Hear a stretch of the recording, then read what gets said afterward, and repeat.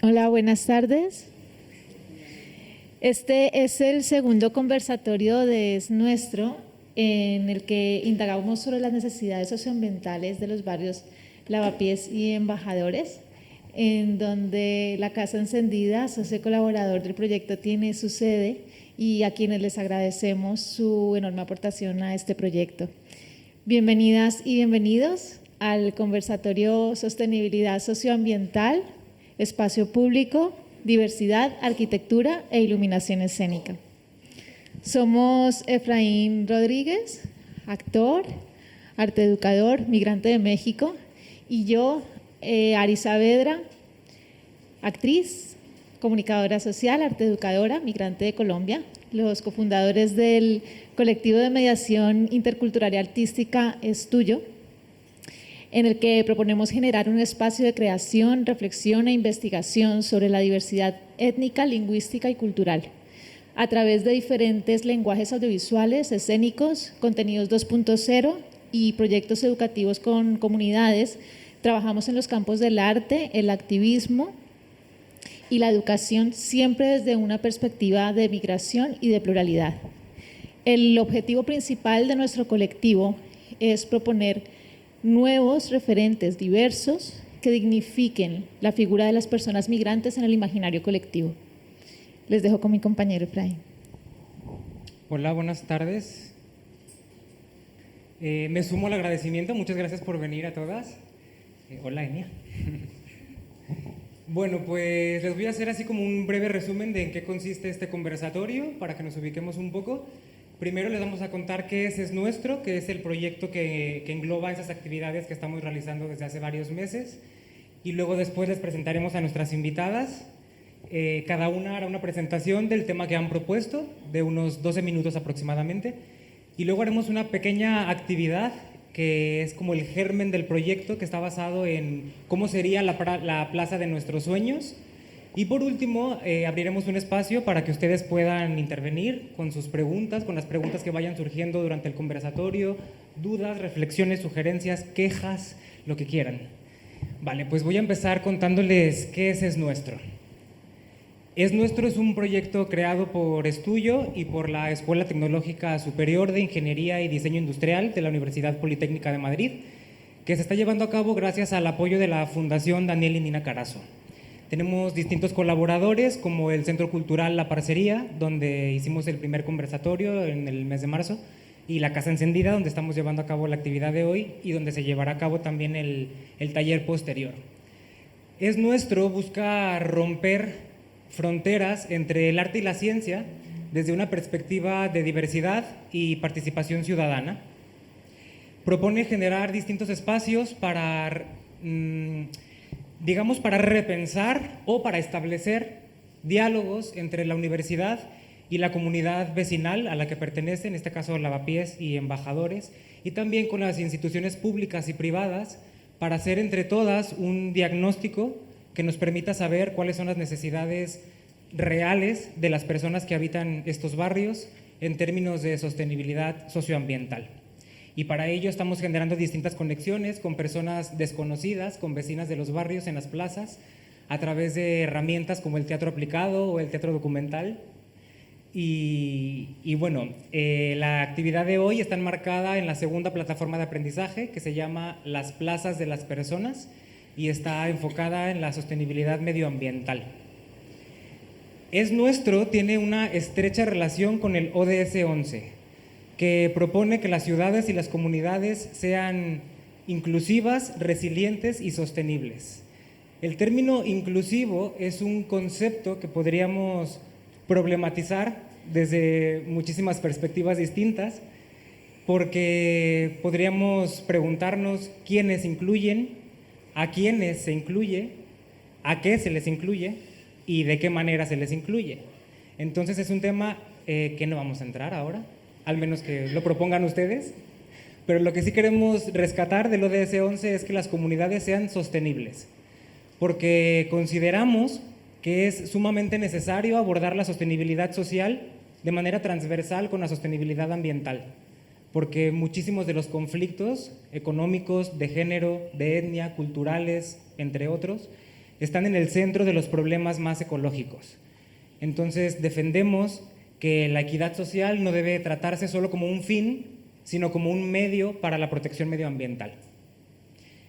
Es Nuestro propone además generar espacios donde el conocimiento individual, el conocimiento colectivo, el conocimiento cultural, heredado, pueda dialogar de manera legítima con el conocimiento académico en ámbitos de educación superior.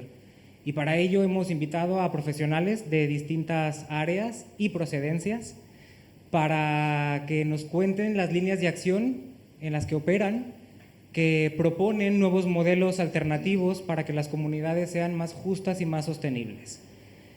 Y bueno, pues vamos a presentarles, ¿no? ¿Te cedo la palabra? Vamos a presentarles.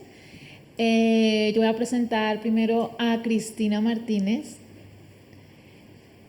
Ella es arquitecta urbanista, experta en innovación social y urbanismo con perspectiva de género.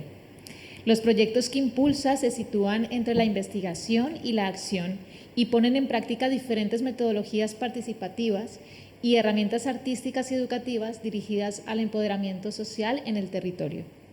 Sus principales líneas de trabajo se basan en la función social y cuidadora del espacio público, la memoria, la identidad, la multiculturalidad y la creación colectiva de conocimiento y de propuestas transformadoras. Ha trabajado para diferentes instituciones públicas y privadas, ONGs y colectivos en el ámbito local e internacional. En los últimos 3 años ha desarrollado el proyecto de urbanismo feminista El Barrio de las Mujeres de Puente de Vallecas, que está en el espacio de Mahora, que lo pueden visitar, en el Laboratorio de Innovación Ciudadana de Medialab Matadero. Actualmente coordina varias iniciativas de mejora de la ciudad mediante la participación ciudadana, entre las que se destacan el proyecto Barrios que Cuidan, perteneciente al programa Madrid Ciudad Segura para Mujeres y Niñas, y la dirección de la Dirección General de Políticas de Igualdad y contra la Violencia de Género del Ayuntamiento de Madrid, o el proyecto Getafe Ciudad Segura de la Concejalía de Feminismos del Ayuntamiento de Getafe. Ambas intervenciones están dirigidas a realizar un diagnóstico participativo sobre la percepción de la inseguridad de las mujeres y proponer diferentes líneas de acción para conseguir ciudades más amables, seguras e igualitarias. Bienvenida, Cristina. Una pregunta, ¿el sonido de la calle molesta? No, vale. Bueno, pues también tenemos a Marita Zambrana, que es migrante de origen quechua, es vecina del barrio de Embajadores desde hace 11 años, lleva más de 3 años vinculada a movimientos sociales, al tejido antirracista y migrante en el territorio español. Es actualmente la presidenta de SOS Racismo Madrid. Además forma parte de las comisiones de comunicación, sensibilización y festival. También es parte del grupo motor del movimiento estatal Regularización Ya, que busca la regularización extraordinaria de las personas en situación administrativa irregular. Es licenciada en Ingeniería Comercial, con posgrados en Marketing Promocional, Creatividad y Planificación Estratégica, Divulgación Científica y en Dirección de Capacitación de Fondos para Organizaciones No Lucrativas. Tiene más de 10 años de experiencia laboral liderando el diseño, ejecución y gestión de proyectos de comunicación. Bienvenida, Marita. Bueno, ahora les vamos a presentar a Diego Barajas. Él es arquitecto guaitino radicado en Madrid, es cofundador de Usos, una oficina que opera en los campos de la arquitectura, la jardinería y el urbanismo, entendidas como prácticas de transformación social.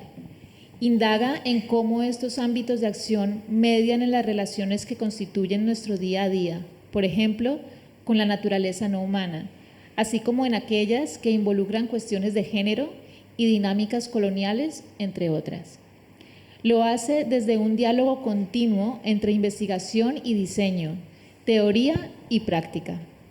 Se funda en 2003 en Madrid y desde esta ciudad opera regularmente entre España y Colombia. Diego Barajas también ha sido docente durante más de 10 años en diferentes universidades en Madrid.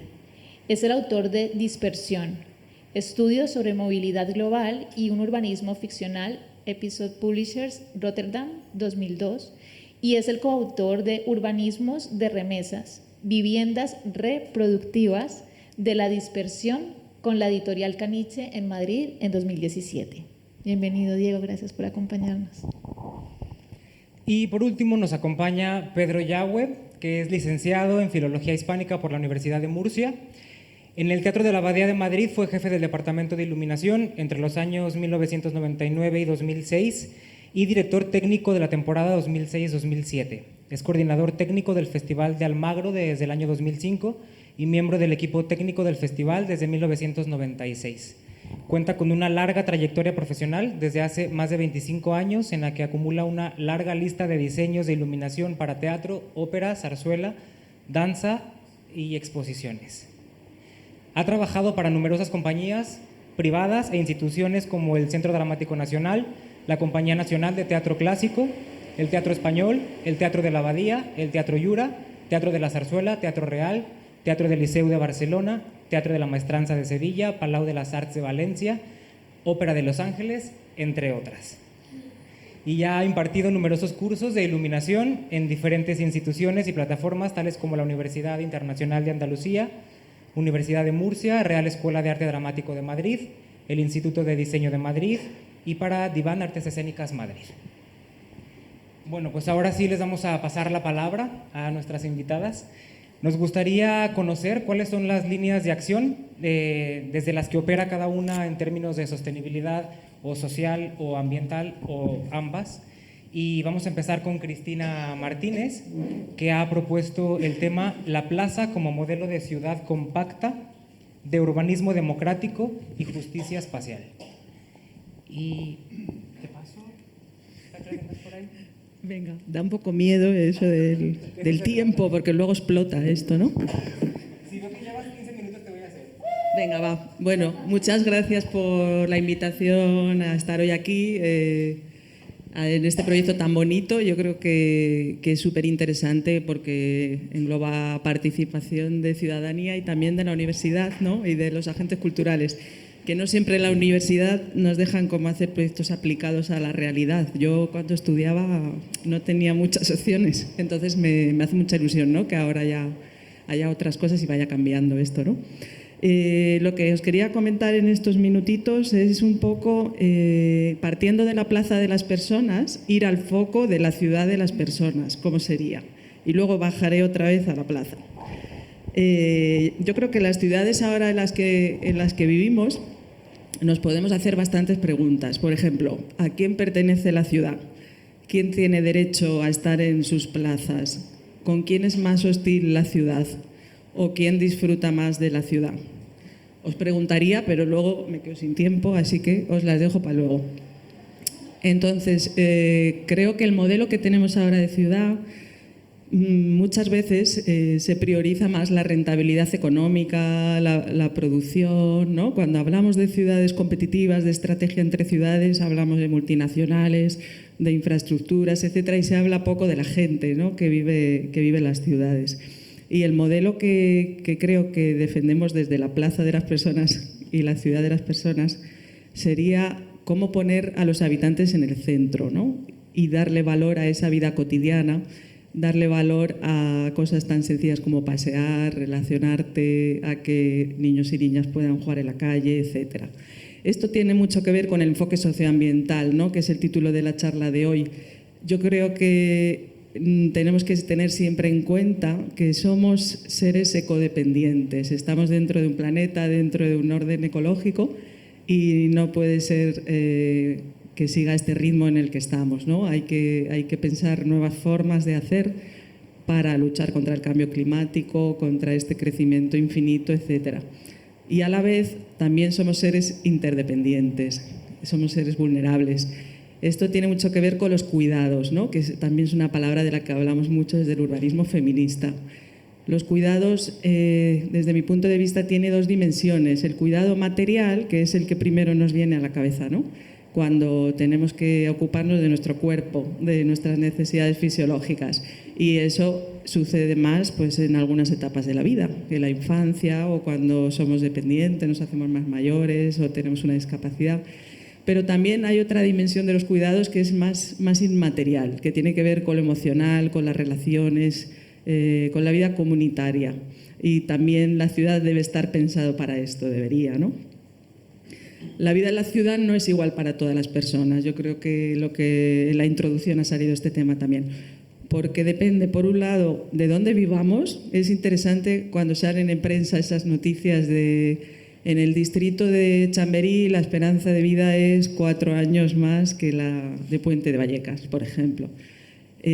Cuando hemos estado ahora en la pandemia también confinados y nos dejaban caminar 1 hora, o sea, irnos 1 kilómetro, ¿no?, más allá de nuestras casas, depende de dónde vivieras, pues igual tenías un parque, una plaza, un lugar agradable para caminar o no lo tenías. Entonces, bueno, estamos de acuerdo en que el entorno influye. Hay un concepto también interesante que es la salud comunitaria, que maneja estas condicionantes del entorno y los llama activos de salud comunitaria. Y esto quiere decir que la salud no es solo ausencia de enfermedad, sino que la salud tiene en cuenta también todo esto de las relaciones, la vida comunitaria, etc. Y un parque puede ser un activo de salud comunitaria, una plaza lo es. Qué importantes son las plazas, ¿no? Y también una red vecinal también puede serlo. Y además de dónde vivamos, depende también de cómo seamos, nuestras experiencias, nuestras vivencias. No es lo mismo la experiencia de la ciudad de una mujer o de una persona mayor, de una persona dependiente, de una persona LGTBI, de una persona migrante. Cada uno tenemos nuestras exclusiones y nuestros privilegios, ¿no? Son diferentes maneras. Y paso un poco a la experiencia urbana de las mujeres, que sería el segundo tema que quería tratar. Vivimos en ciudades que son reflejo de nuestra sociedad. Nuestra sociedad no es igualitaria. Creo que podemos estar de acuerdo que vamos avanzando en cierto modo, pero todavía vivimos en una sociedad machista. La ciudad también lo es. Las mujeres nos enfrentamos con barreras físicas, sociales, económicas, etcétera, que nos condicionan también nuestro día a día. Yo creo que hay 3 grandes determinantes que nos atraviesan esta vivencia de la ciudad. Uno sería nuestra situación económica, que siempre es peor, sigue siendo peor que la de los hombres, ¿no? La brecha salarial, el empleo, al final trabajamos menos por temas de conciliación, etcétera. El segundo condicionante sería la carga de los cuidados, que todavía recae más sobre las mujeres. Y el tercero, la percepción de inseguridad. También este es un tema que podría profundizar mucho en él, pero condiciona a muchas mujeres sentirse seguras o no para salir o para pasar por determinados lugares, determinadas plazas o a determinadas horas del día. También el ocuparnos de los cuidados implica que normalmente nos movemos por la ciudad más a pie o en transporte público, lo dicen las estadísticas, ¿no? Porque hacemos un movimiento más haciendo malabares, yendo de un sitio a otro corriendo, dejando a los niños, haciendo la compra, etcétera. Y vivimos esa ciudad a diferente escala, ¿no? Que una persona que a lo mejor coge el coche, se va a trabajar, vuelve a su casa. Nos condiciona todo esto. Y bueno, también en el espacio público hay violencia de género. Creo que igual que muchas veces se habla del iceberg de la violencia de género, en el espacio público igual, ¿no? En la punta estarían las agresiones, pero luego tenemos el tema del acoso callejero, que creo que es una experiencia que todas las mujeres en algún momento hemos sufrido, es una experiencia universal y que también nos puede condicionar estas vivencias de los espacios públicos. Y también hay una jerarquización del uso del espacio público, que se ve claramente en los patios escolares, ¿no? Ahora que hay muchos proyectos para rediseñar los patios, cuando está el campo de fútbol y los niños en el centro y a veces no hay lugar para las niñas, y se ve en algunas plazas, ¿no? En algunas plazas, me atrevo a decir, en Lavapiés también, ¿no? Que a lo mejor a ciertas horas del día están más ocupadas por grupos de hombres. También por esto de la movilidad, ¿no? Que decíamos, nosotras tenemos una movilidad más activa de hacer más cosas y ellos más pasiva. Y bueno, creo que es interesante verlo también desde este foco. Y ya pasando al último tema, que sería cómo serían estas ciudades que nos cuidan, estos barrios que nos cuidan y plazas que nos cuidan. Yo creo que en los proyectos de mejora barrial tendríamos que tener en cuenta siempre una perspectiva integral. No solo arreglando aspectos físicos de una plaza lo vamos a arreglar, ¿no? Hay que ir más allá y tener en cuenta factores culturales, factores sociales, etc. También, por supuesto, siempre partiendo de la participación de los habitantes, que son la gente que vive esos lugares y que sabe qué problemas hay o qué posibles propuestas pueden dar. Y desde un punto de vista de interseccionalidad, ¿no? Como hemos dicho, y priorizando un poco a los grupos más vulnerables.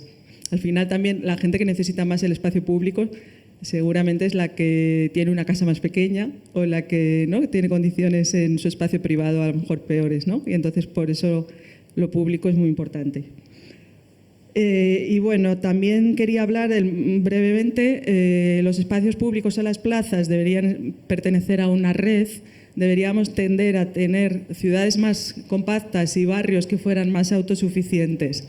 Ahora se habla mucho de la ciudad de los 15 minutos, que es un modelo de ciudad donde podríamos movernos a pie o en bicicleta y tendríamos todos los servicios, los recursos, los equipamientos comunitarios, los parques, las plazas, y eso al tenerlo más o menos en una forma compacta, eso contribuye también a generar más relaciones vecinales, mayor cohesión social, etcétera, y también a quitarles espacio al coche, ¿no?, que yo creo que es una clave hoy en día. Y respecto a las plazas en sí mismas, creo que deberían estar mejor diseñadas respecto a parámetros físicos, como mobiliario, como sombra, como que fueran más accesibles, menos contaminadas, pero también deberían usarse mejor, ¿no? Debería promover a veces ese diseño o a veces otros condicionantes que se utilizara por diferentes colectivos y a diferentes horas, y que hubiese también más espacios para infancia y adolescencia, ¿no?, que hoy en día no hay tantos y es complicado y vemos cada vez menos niños y niñas en la calle. También creo que un potencial es aprovechar los espacios vacíos que tenemos, como los solares, o aprovechar al máximo los equipamientos públicos que tenemos y abrirlos más y flexibilizarlos más, ¿no?, ya que tenemos esos edificios. Y siempre con la participación activa de la ciudadanía, pensando proyectos comunitarios, vecinales, dándole la vuelta a retos que tenemos hoy en día, por ejemplo, la soledad no deseada, pues pensar qué podemos hacer en la calle, ¿no?, qué eventos podemos hacer, qué iniciativas abiertas que hagan que estas personas participen. O también un reto súper importante que supongo que hablará mi compañera, es la multiculturalidad y cómo crear un nuevo imaginario colectivo de los barrios, con todo el movimiento de los barrios y las nuevas personas migrantes que llegan, etcétera, ¿no? Y por último, pues también creo que las plazas deberían ser un espacio para la reivindicación y para la transformación, porque creo que, igual que he dicho antes, que las ciudades son el reflejo de la sociedad, si cambiamos nuestras ciudades, si cambiamos nuestras plazas, nuestros espacios públicos, también podemos cambiar la sociedad. Y me han sobrado 40 segundos.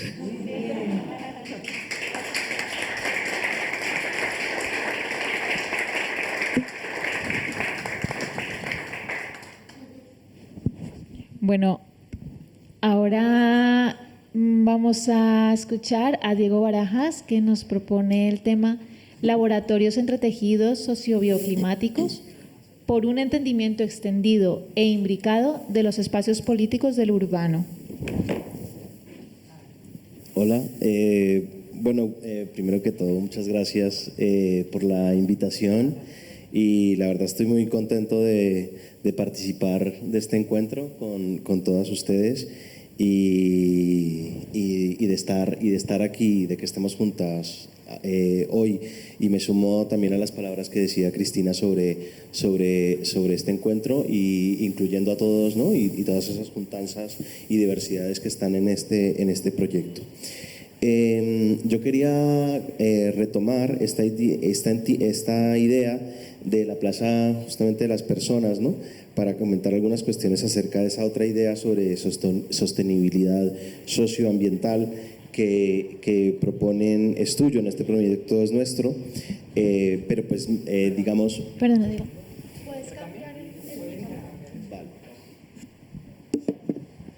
¿Este está mejor? Un poco mejor, ¿verdad?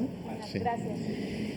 decía que quería retomar esta idea de la plaza de las personas para también acercarme a esta idea de la sostenibilidad socioambiental que ustedes proponían, ¿no? Pero digamos también más desde mi marco de acción, que como el de Cristina, pues es el de la arquitectura y el urbanismo, ¿no?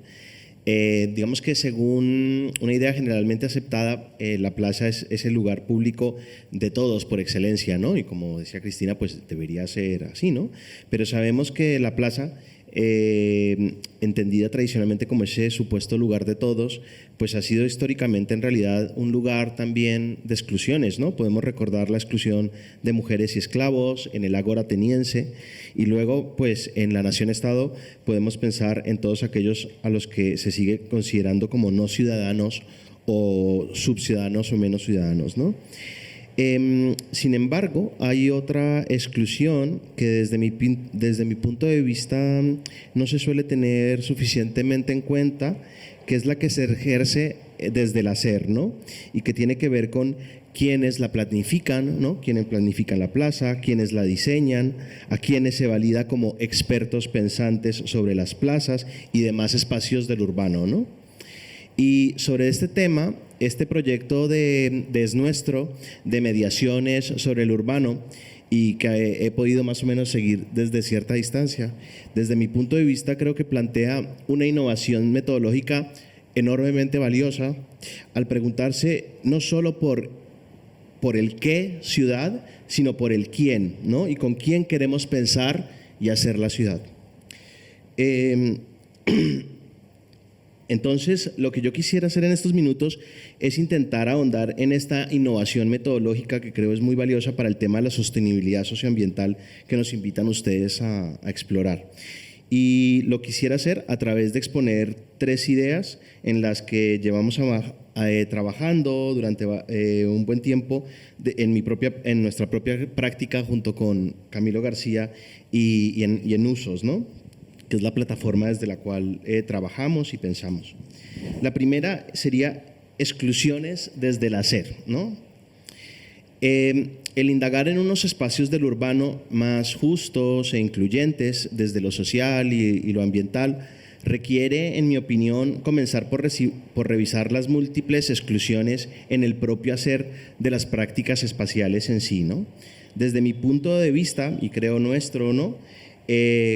Con Camilo, y por eso hablaré varias veces en plural, ¿no? No solamente en singular, hay un punto cero en una revisión de las exclusiones estructurales de especie, de clase, de género y de raza que se dan en las prácticas espaciales, y consiste en revisar colectivamente con quiénes se suele pensar y hacer el espacio urbano, ¿no?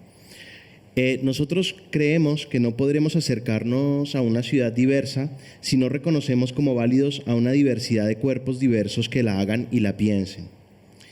Y en ese repensar el nosotros, ¿no? El nosotras, hay tareas urgentes frente a formas estructurales de poder que son frecuentemente subvaloradas y relegadas a planos secundarios, como por ejemplo, desde mi punto de vista, la de romper la hegemonía del eurocentrismo y su blanquitud, entendida no como color de piel, sino como régimen político, ¿no? Y retomando esta preocupación sobre lo ambiental que se plantea en el título de este encuentro, creemos además que no es posible pensar un nosotras más allá de la naturaleza humana si no somos capaces, como diría la historiadora e intelectual negra Giovanna Xavier, de restituir humanidades negadas. Es decir, por un lado nos enfrentamos a la exclusión cada vez mayor de la naturaleza, por ejemplo de la vida salvaje, en espacios sumamente reducidos del planeta. Esto lo vimos en la pandemia, ¿no? Como había pumas en Santiago de Chile, ¿no? Los delfines en no sé dónde, o sea, toda la ciudad, la vida salvaje que invadió finalmente las ciudades porque le hemos reducido absolutamente los espacios de vida, ¿no? Esto nos ha demostrado que ya no podemos pensar el espacio del urbano solamente para humanos. También es necesario entender lo urbano para animales no humanos. Y eso es un gran paradigma también que tenemos que hacer, ¿no? ¿Quiénes son los habitantes? No podemos pensar solamente desde un punto de vista antropocéntrico. Aclarar aquí que entendemos lo urbano de manera amplia, ¿no? No solo las ciudades y centros densos de personas, que es la idea común que tenemos de lo urbano, ¿no? Como la ciudad, sino también los campos agrícolas y de ganadería, los territorios de minería, los bosques intervenidos de muchas maneras, etcétera, ¿no? Que realmente casi que abrazan el globo terráqueo, ¿no? Sin embargo, por otro lado, a lo que se refiere Giovanna Xavier es que ese repensarnos de manera amplia con la naturaleza, y podríamos agregar aquí entre especies, y especialmente entre especies sintientes, solo puede hacerse ocupándonos de la justicia social entre humanos. Lo primero no se puede desligar de lo segundo. En gran parte porque justamente el conocimiento sobre mejores prácticas de relación con otras especies sabemos que se encuentra justamente en grupos humanos cuya voz ha sido sistemáticamente silenciada.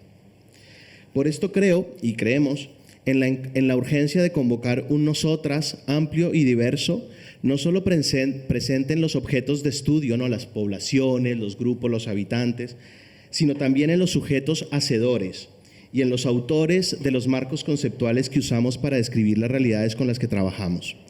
Es decir, como diría Bonaventure Sobeying-Nikung, que es un escritor y comisario de arte de Camerún radicado en Alemania, se trata de pensar en aquellos entendidos históricamente como otros, ya no bajo la condición de objetos, sino como sujetos. Es decir, en este caso, se trataría no solo de pensar cómo hacer las plazas para diferentes usuarios, sino cómo esa diversidad está presente en quienes piensan y diseñan las plazas, es decir, presentes en todo el proceso, ¿no? Incluyendo obviamente esa cotidianidad también, ¿no? Bueno, el segundo punto que quería comentar, son tres, sería entretejer el lugar de enunciación con nuestras prácticas espaciales. Entonces, de cara a abordar esa labor, ¿no?, que proponemos de diversificar nuestro entendimiento de ese sujeto hacedor y pensador de las prácticas espaciales, pues ha habido un campo de exploración que en nuestro caso ha sido importante en lo profesional, pero también en lo personal, y me parece que también para otras aquí presentes, ¿no? Me refiero a un reconocimiento de lo que diferentes pensadoras feministas afrocaribeñas y latinas, como la filósofa brasilera Yamila Ribeiro, llaman el lugar de enunciación, no anunciación con A, sino con E, o como ella lo llama en portugués, lugar de fala, o lugar desde el cual cada una de nosotras se enuncia, o desde donde mira el mundo, desde donde habla. Ribeiro se refiere a un lugar entendido no en sentido geográfico, sino epistémico, ¿no? En este sentido, me interesa entender nuestra mirada y la arquitectura, en nuestro caso la arquitectura, pero yo creo que lo podemos pensar cada una de nosotras en los ámbitos en los que trabajamos, no como dos cosas separadas, sino entretejidas. Frente a esa idea de ese hacedor abstracto y exclusivamente racional, en arquitectura es tremendamente común, el pensamiento feminista ha demostrado cómo la mirada y la producción de conocimiento en general no se llevan nunca a cabo desde el vacío y por lo tanto no son neutrales. Las realidades personales, económicas, sociales, geopolíticas, etcétera, que diariamente nos atraviesan, permean nuestra mirada y nuestra aproximación al trabajo que hacemos, condicionando nuestras acciones, y esto lo podemos extender a nuestro hacer como arquitectos y agentes implicados en el espacio urbano en general, ¿no?, o como habitantes. En mi caso, y diría que en el caso de Camilo y mío, como arquitectos dentro de usos, pues se trata de realidades que han marcado experiencias frecuentemente divergentes.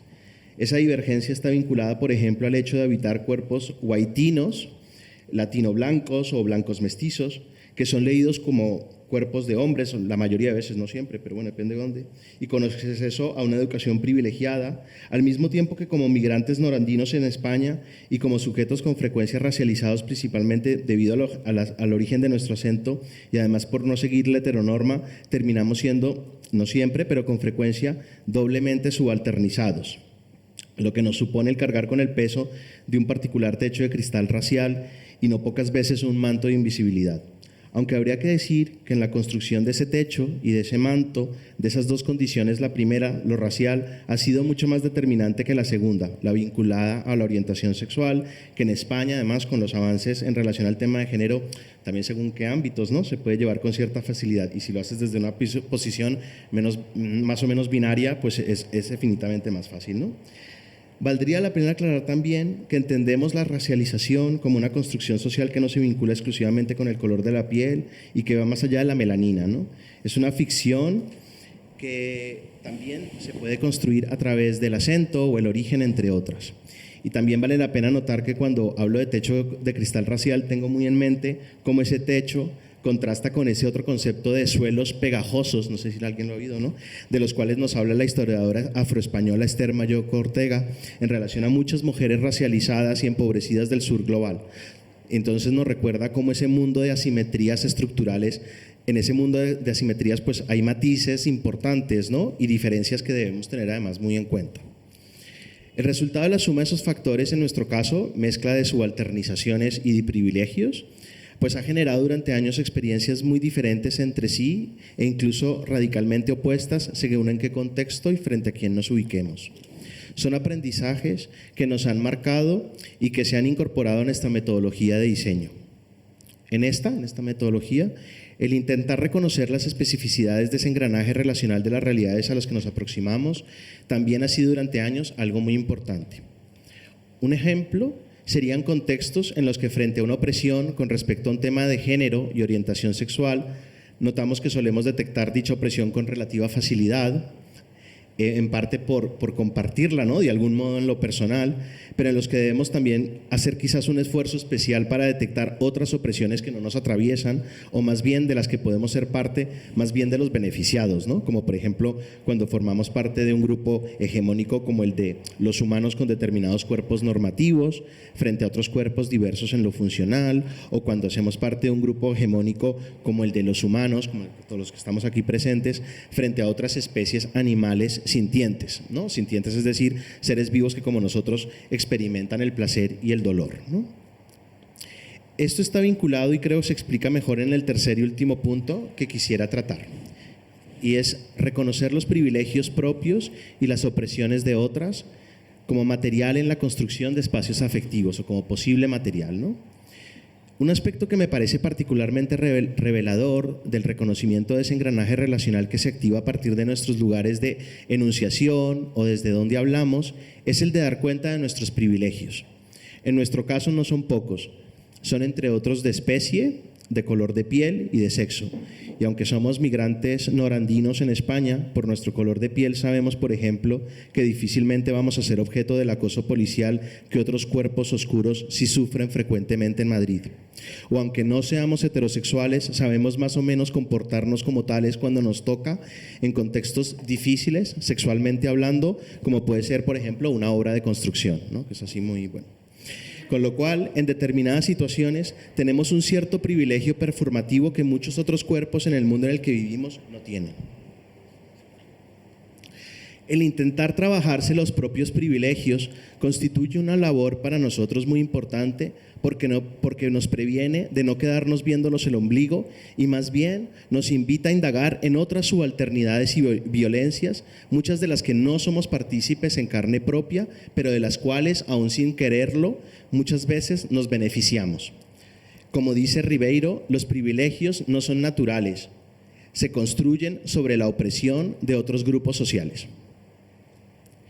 En este proceso de revisión nos han acompañado diferentes corrientes de pensamiento, por ejemplo el pensamiento decolonial y antirracista, los feminismos del sur, con toda la idea de interseccionalidad, imbricación de opresiones, el antiespecismo y los marxismos heterodoxos. El pensamiento antiespecista, entre otros, ha sido clave en cuanto nos ha ayudado a entender que cuestiona también esta idea de las especies, ¿no? ¿Cuáles son unas especies más privilegiadas que otras, ¿no? Como el racismo sería una jerarquización de las razas, el antiespecismo lucha, digamos, por un mayor entendimiento de las especies de una manera menos jerárquica y no asimétrica, ¿no? En cuanto nos ayuda a entender mejor nuestro privilegio de especie en algunos proyectos en los que hemos participado y que afectan a animales sintientes no humanos. Por ejemplo, en el edificio Jardín Hospedero y Nectarífero para Mariposas de Cali, un proyecto que hicimos junto a una comunidad de vecinas para restituir en Colombia un paisaje que dé albergue y alimento a varias especies silvestres de esta ciudad y como espacio de empoderamiento de varias mujeres cabeza de familia, o en otros proyectos. Creo que el entretejer, y ya para terminar, de manera consciente el trabajo de cada una de nosotras, que cada una de nosotras hace, por ejemplo en lo urbano, con nuestros lugares de enunciación, desde donde nos manifestamos en el mundo, puede ayudarnos a construir no solo nuevas visiones del mundo, sino también nuevos marcos afectivos dentro de esas asimetrías y construir, por ejemplo, desde la arquitectura, en mi caso, ¿no? Un nosotros más amplio y diverso. Y creo que asimismo también nos ayuda a cuestionar asimetrías estructurales que nos atraviesan, de clase, de género, raciales, de especie, de funcionalidad de nuestros cuerpos, y a entenderlas no de manera separada, sino todas ellas entretejidas. Muchas gracias.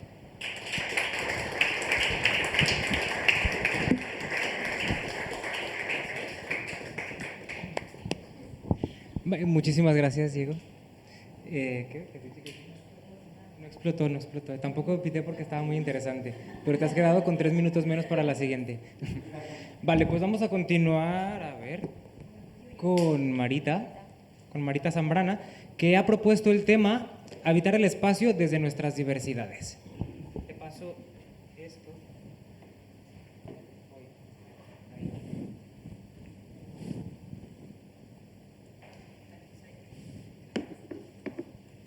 Bueno, pues, hola, ahora sí. Nada, muchísimas gracias, Ari y Efraín, por la invitación. La verdad que es un placer poder estar aquí y también tener este pedazo de ponencias y con un constante aprendizaje, ¿no?, de cómo también converge lo étnico-racial, el antirracismo, también en otras dimensiones de la vida, ¿no?, como es la construcción de los espacios públicos en este proyecto específicamente.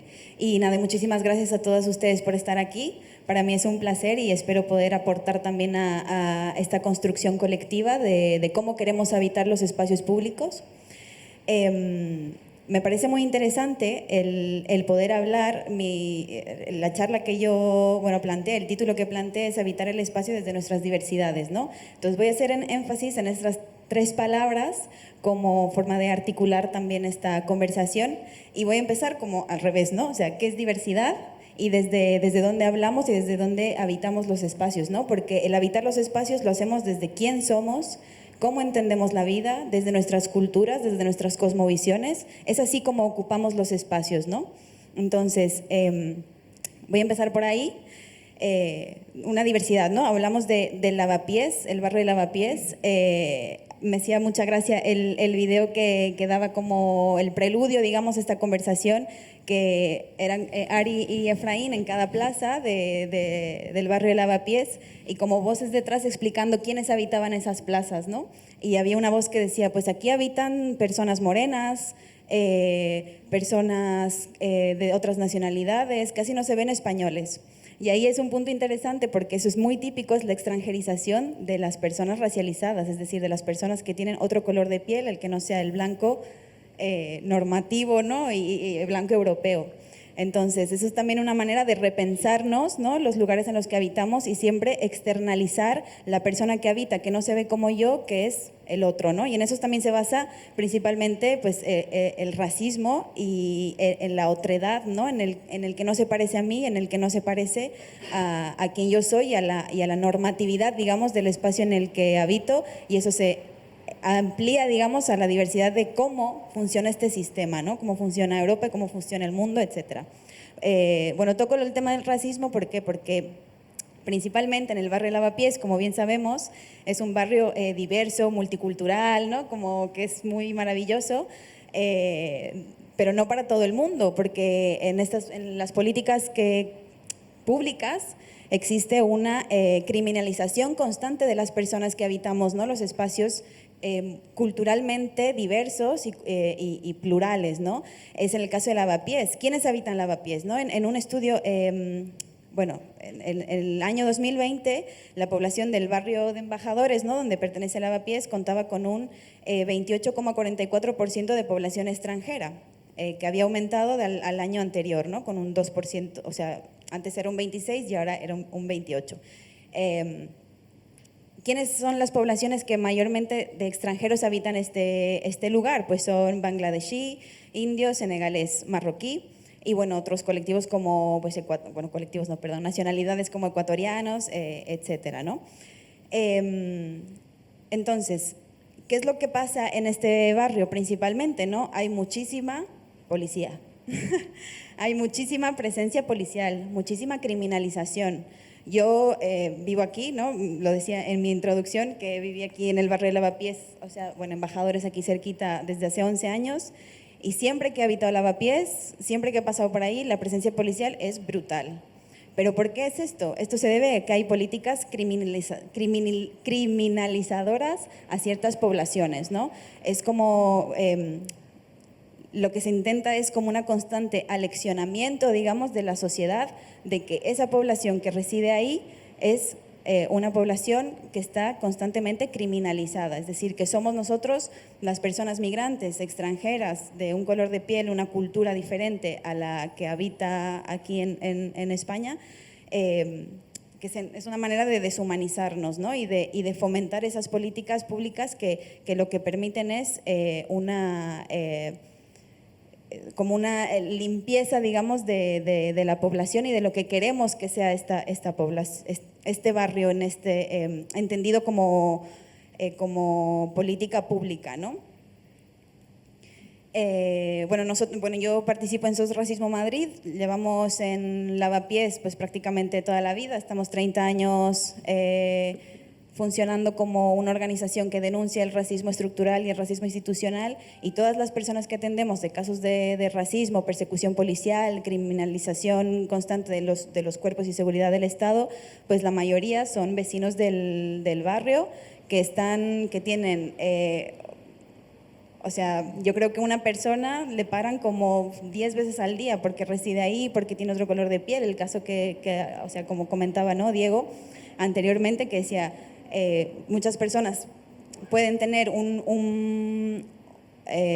aunque seamos migrantes y vivamos en el barrio, podemos tener un white passing que se llama, ¿no?, que yo parezco blanca, parezco de aquí, entre comillas, o sea, no soy una persona negra o marroquí que tiene como esa constante criminalización en su halo de vida, ¿no? Entonces, bueno, puedo pasar desapercibida, entre comillas, pero aún así las políticas públicas y las políticas de extranjería y las políticas de fronteras, etcétera, pues me tratan igual que a otra persona que vengamos que migremos, ¿no? Vale, pues yendo un poco específico a los espacios y a las plazas, ¿no? Al final los espacios nos permiten,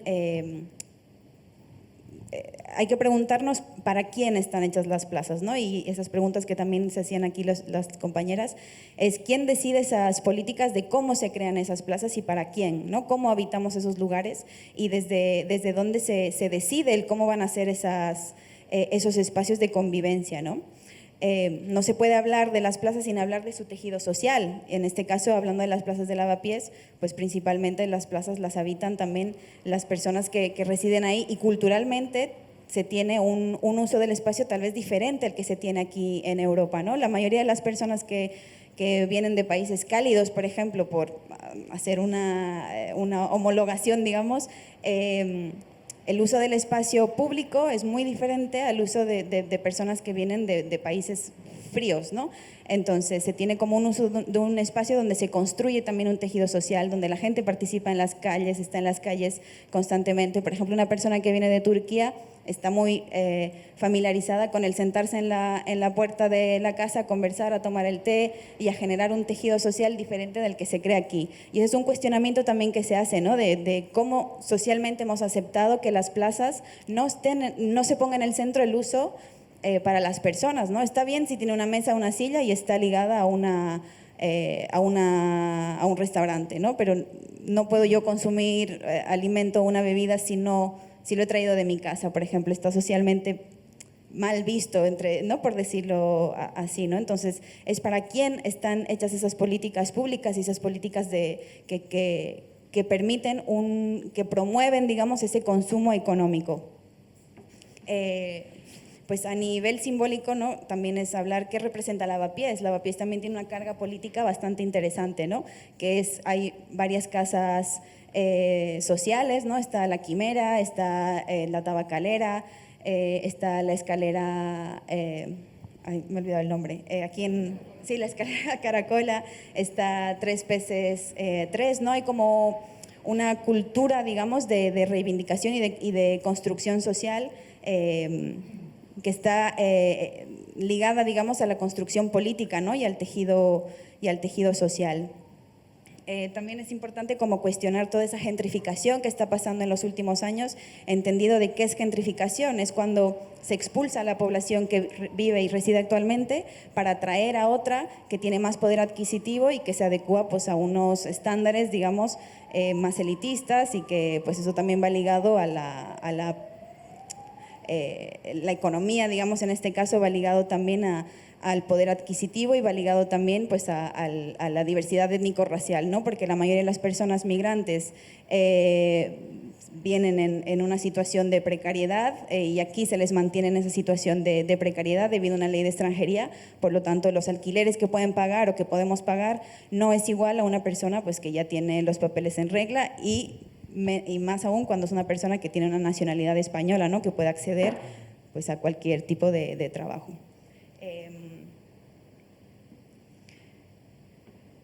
Pues vale, pues me paso al siguiente punto porque ya me estoy quedando como sin tiempo, que es el uso del espacio, ¿no? ¿Qué entendemos como espacio? Y esto va ligado también a lo que es a lo estructural, ¿no? A lo físico, a lo tangible, si es de cemento, si tiene césped, si tiene árboles, etcétera. Y también esto condiciona el uso que se da a este espacio, ¿no? Si un espacio pues promueve un tejido colectivo porque pues es amplio y tiene jardines y va a promover, digamos, un uso distinto a uno que sea únicamente cemento, que tenga pues otra estructura, ¿no? Y también está lo que simboliza, pues hay plazas, por ejemplo, que son símbolos de una lucha. Por ejemplo, la Plaza Nelson Mandela, el mismo nombre ya lleva una simbología muy potente y que en el movimiento antirracista, por ejemplo, movimientos migrantes se utiliza para concentraciones o se utiliza para reivindicaciones sociales, ¿no?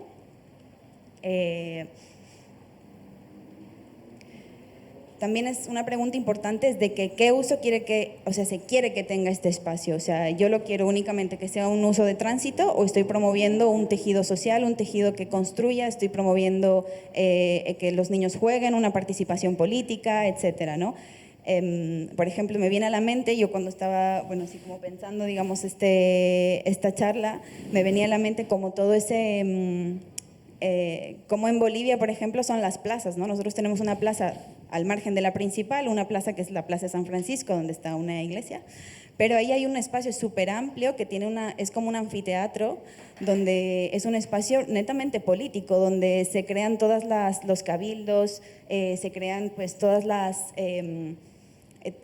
donde parten las manifestaciones, donde terminan las manifestaciones, donde se crea todo ese debate público, donde se crea todos esos movimientos sociales, donde se potencia, ¿no? Siendo La Paz como la capital o la sede de gobierno de Bolivia, era un espacio y es un espacio de uso público completamente que ha permitido, digamos, una construcción de movimientos sociales y de movimientos que han empujado, digamos, esa creación y a esa reivindicación del espacio público, como para qué lo necesito y para qué lo estoy utilizando y con qué objetivo, con un objetivo claro.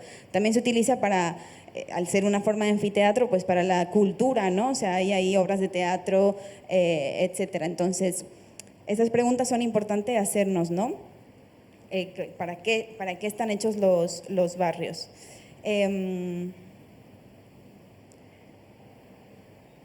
Bueno, voy a cortar un poquito porque ya voy fatal de tiempo. Por ejemplo,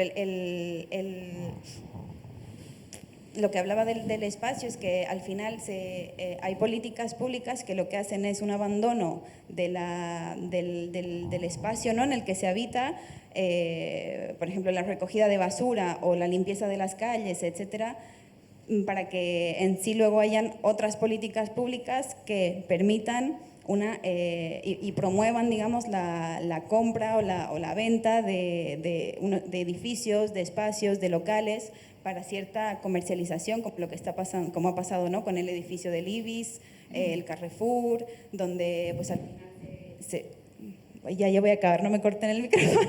Tira.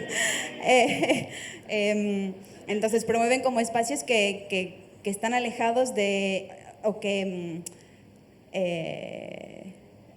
como que le quitan clientela, por decir así, no me gusta hablar no en términos económicos, pero como le quitan esa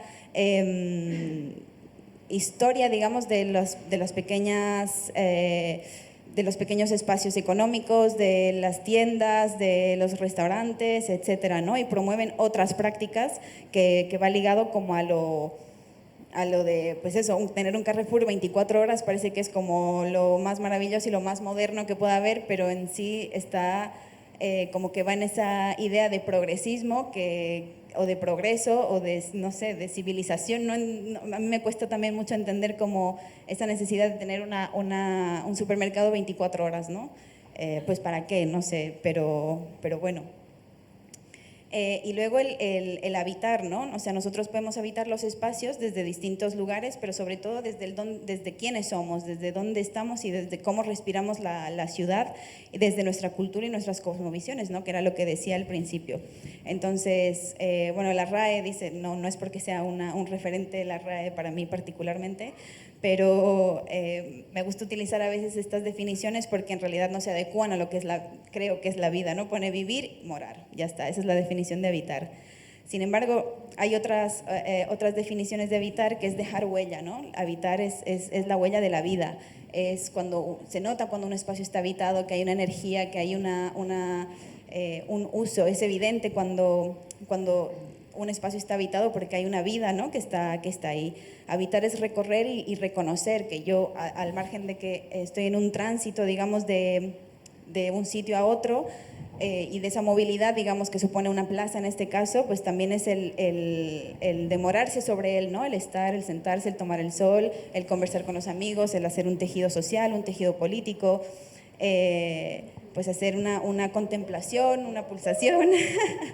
Y bueno, ya digo dos más y ya está, que es la convivencia y el habitar también es construir, ¿no? Entonces creo que es importante que en esas ideas, digamos, de habitar, pues aprendemos a habitar los espacios desde nuestras diversidades y desde lo que somos.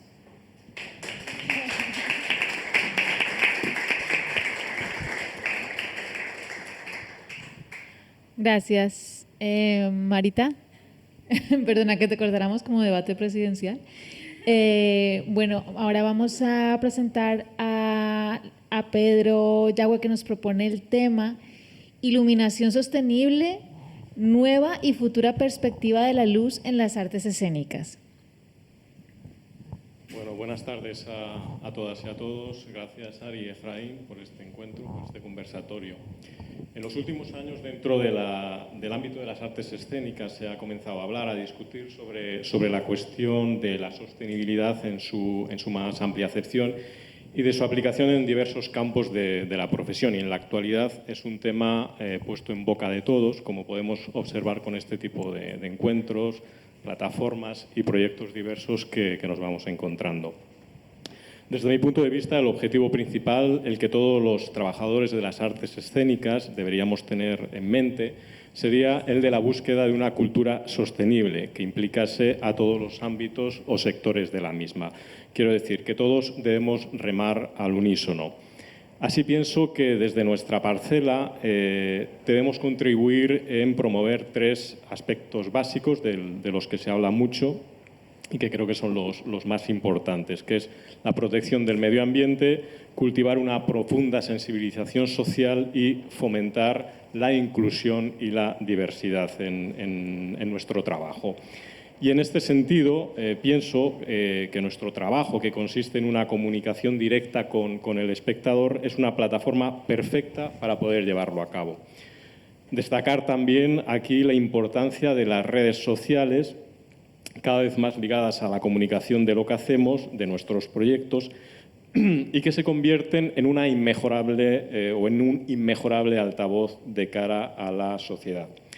Todo esto debe contar con el apoyo de las instituciones públicas, que ya comienzan a hacer determinados ajustes en sus planteamientos a nivel cultural y que implicará un nuevo modelo en la gestión de los teatros, auditorios, centros culturales y demás espacios en todos sus niveles, tanto en las direcciones artísticas como en la gerencia, en la producción y, como no, en los departamentos técnicos que tanto o que tan directamente nos pueden afectar a nosotros, a los diseñadores de iluminación en este caso. Es decir, las artes escénicas, y creo que este es un punto comprometido del que podría salir otro debate y del que no todos somos conscientes todavía, deberán con el tiempo reinventarse y desarrollar una nueva forma de hacer cultura. Apuntar que el apoyo de lo público no nos puede apartar de las iniciativas particulares y, sobre todo, y creo muy importante, del sentido común a la hora de abordar este tema. Como decía, las diferentes disciplinas artísticas que confluyen en un proyecto escénico, en mi caso el diseño de luces, deberemos pensar en tener una nueva visión de cara a cómo afrontar los diferentes proyectos que se nos plantean, muy particularmente en lo concerniente a las relaciones directas con la parte artística y con la parte técnica. Así señalaría 3 puntos importantes para hacer este camino. El primero es la transformación digital, que implicará una mejor protección del medio ambiente, que citaba anteriormente, y también la inclusión y la igualdad. En este sentido, y cuando preparo una charla o ponencia de estas características, suelo también acudir a los diccionarios, en este caso al diccionario de la RAE, y cuando buscas sostenibilidad te remite a sostenible.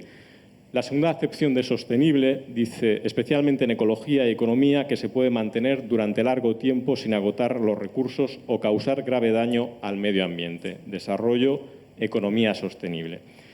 Lógicamente, nos quedaríamos con el concepto, con esta segunda acepción, de aquello que se puede mantener durante largo tiempo sin agotar los recursos o causar grave daño al medio ambiente. Por ello, desde el mundo de la luz, como diseñadores de iluminación que somos y que pertenecemos a todo el entramado al que he hecho referencia antes, y, como no, desde la Asociación de Autores de Iluminación a la que pertenezco, con nuestros socios, las empresas colaboradoras, intentamos encaminarnos hacia un futuro de trabajo en el que nos encontremos inmersos en espacios y con el manejo y utilización de materiales que cada día que pase sean lo más sostenible en todos sus aspectos. Pasos que muy poco a poco se van dando, pero que sin ninguna duda se deben acelerar por el bien de todos y para que este proceso llegue a su término lo antes posible. Todo esto desde las escuelas de técnicos, escuelas de arte dramático, desde la formación en general, debe inculcarse a las nuevas generaciones. Es fundamental. Pienso en este sentido que la educación junto con la información son pilares fundamentales a tener en cuenta, ya que se convierten en vías directas para que el proceso sea más dinámico y rápido, y creo que la conciencia social será mucho más plena. ¿Cómo lo estamos haciendo y cuál es el planteamiento de cara al futuro? Es un arduo trabajo, pero debemos ir poniéndolo en marcha. De hecho, muchas empresas de la profesión tienen puesto el foco en esta dirección, sobre todo centrándose en un aspecto muy importante dentro de la sostenibilidad, que es el ahorro energético. Básicamente, si ahorramos en el gasto de electricidad, estamos contaminando menos. Señalaría 2 puntos importantes dentro de nuestro espacio de trabajo a tener en cuenta para este fin. Hablaría lo que tenemos dentro de la escena y lo que sucede fuera de la escena. Lo primero sería aquello que manejamos en el escenario, en la escena, en el espacio en el que comunicamos con el espectador. ¿Qué materiales e infraestructura vamos a utilizar para que el desarrollo de nuestro trabajo sea lo más sostenible posible?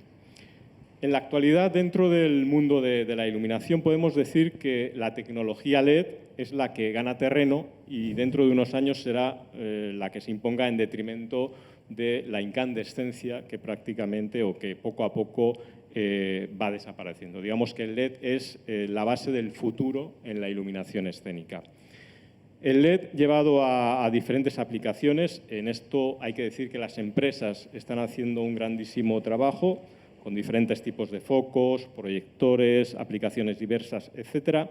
Nos abren un amplio campo para poder elegir qué es aquello que nos viene mejor para cada uno de nuestros proyectos de diseño.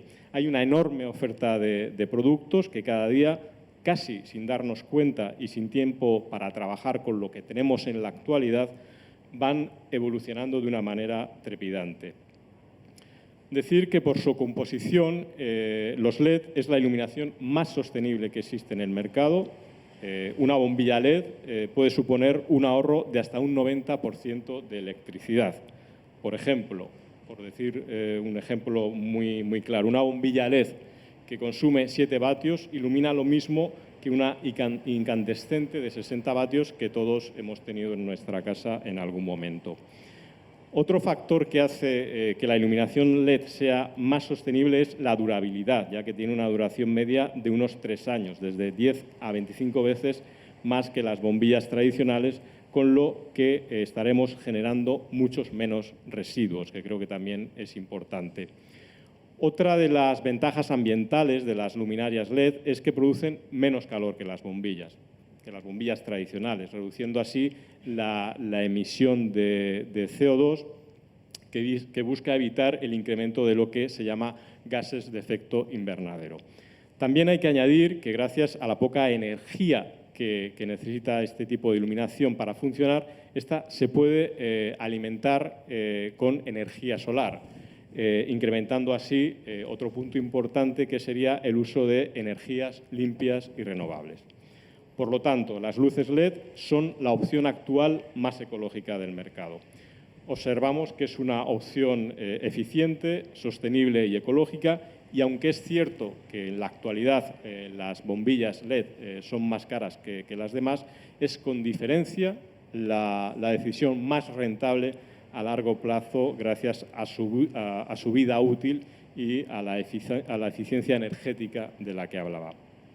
Por lo tanto, para los iluminadores este cambio, que ya está siendo real y en el que estamos inmersos, supondrá que en unos años tendremos que trabajar con un tipo de luz de calidad diferente a la actual y que supone un proceso de adaptación que poco a poco ya estamos haciendo y que sin darnos cuenta nos vamos adaptando a él.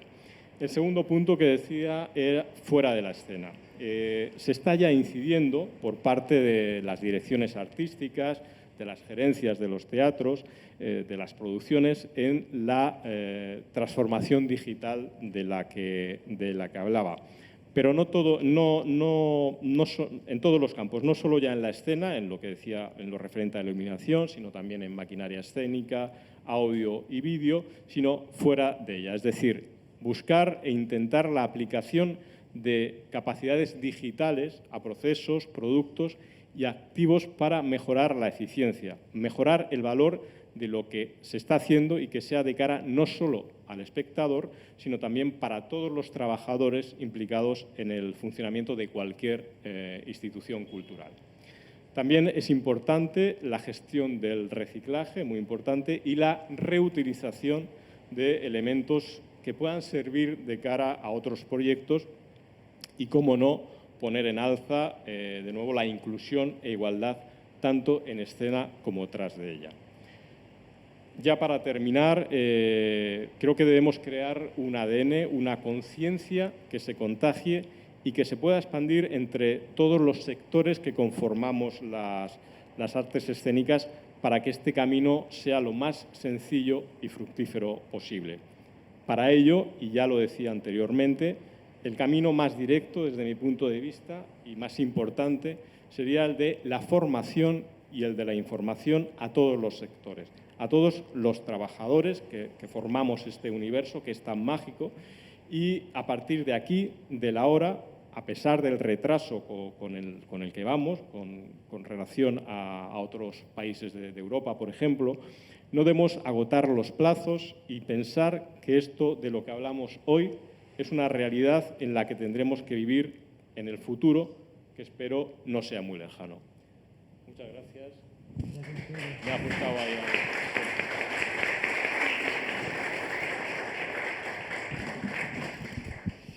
Muchas gracias, Pedro. Bueno, gracias a todas por sus intervenciones. Ahora, bueno, les vamos a compartir que en la sesión anterior, en la primera de esta segunda plataforma, estuvimos trabajando sobre el concepto y la definición de plaza. y las participantes crearon entre todas una definición que está plasmada allí. Han puesto elementos que conforman lo que es el imaginario de una plaza y luego consensuadamente han llegado a una definición común que está ahí, pero que voy a leer aquí para que la escuchemos todas. Una plaza es un espacio público abierto donde se producen encuentros para el bienestar de la vida de las personas. Esa fue la definición que construimos. Y ahora les vamos a leer otra definición, otra compuesta por varias definiciones que hemos encontrado en Internet. Plaza es un espacio público y urbano que se caracteriza por estar a cielo abierto. También es un espacio para el desarrollo de la ciudadanía, donde puede ejercer sus derechos individuales y colectivos. Y también, como dice el arquitecto uruguayo José Areán, es un espacio que reduce la contaminación atmosférica, suaviza las temperaturas extremas, amortigua el ruido, evita la erosión del suelo. Favorece a que sus entornos barriales posean una mayor tasa de biodiversidad. Vale, ¿se escucha esto? Vale. Pues siguiendo con este universo de la plaza, les vamos a hacer una propuesta y es que a la persona que tienen más cerca, al lado, enfrente, le pregunten, bueno, primero se presenten ambas y que luego se pregunten mutuamente la pregunta que estamos trabajando desde la plataforma 1, que es ¿cómo sería la plaza de tus sueños? Para eso les vamos a dar 2 minutos para que se hagan esa pregunta las dos. Si es con una persona desconocida mejor, pero bueno, no tiene por qué. Y como yo soy el que lleva el tiempo, pues cuando suene esto, se acaba, ¿vale? Así que...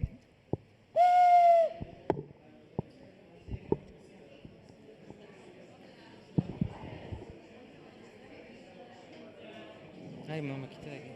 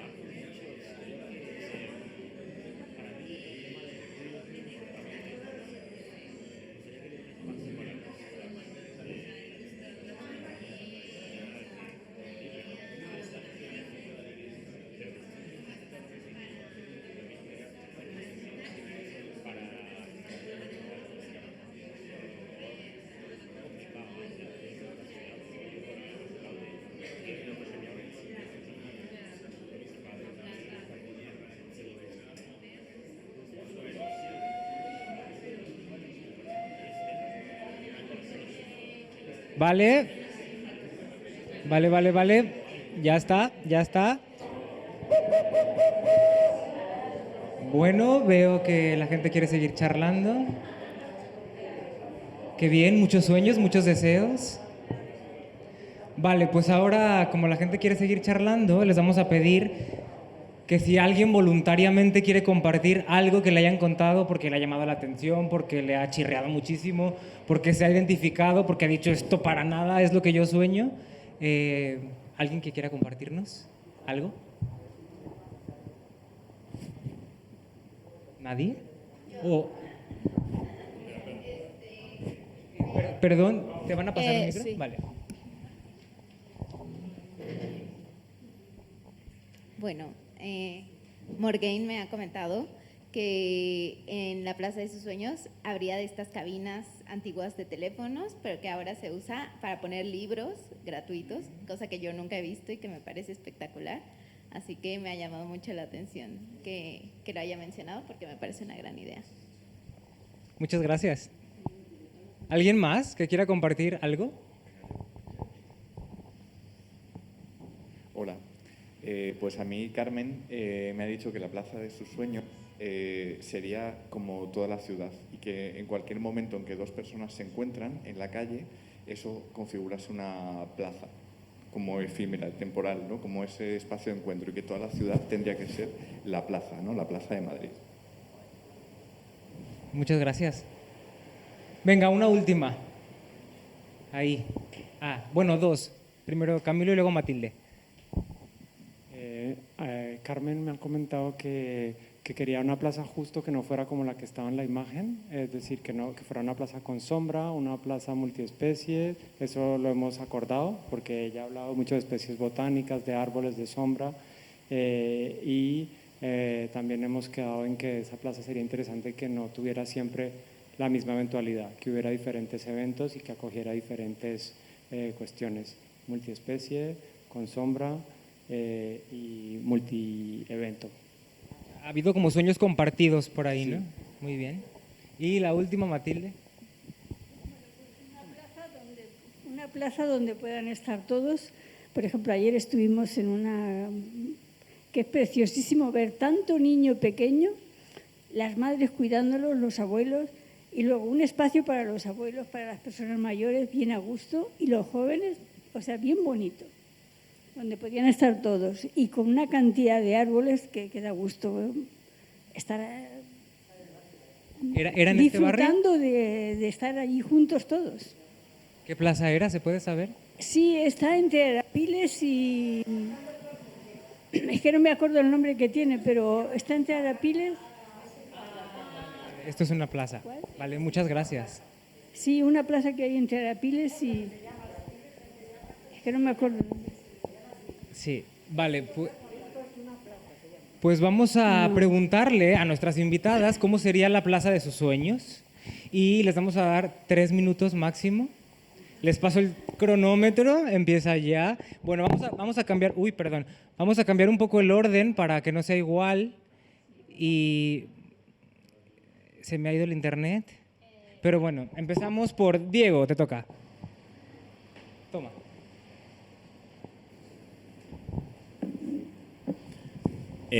Bueno, para ser muy breve, ya que me extendí antes, simplemente creo que la plaza ideal, una plaza que se piense no solamente para la diversidad, sino desde la diversidad también, y una plaza donde entendamos todas nuestras realidades y todas nuestras diferencias, no solamente entre agentes, sino también las múltiples diferencias que nos conforman a cada uno de nosotros, no de una manera separada, sino entretejida, ¿no? Y esto tiene en cuenta también una idea de habitante y de ciudadano mucho más extensa, que pueda también entender a otros seres sintientes como parte de ese espacio público y como del espacio urbano.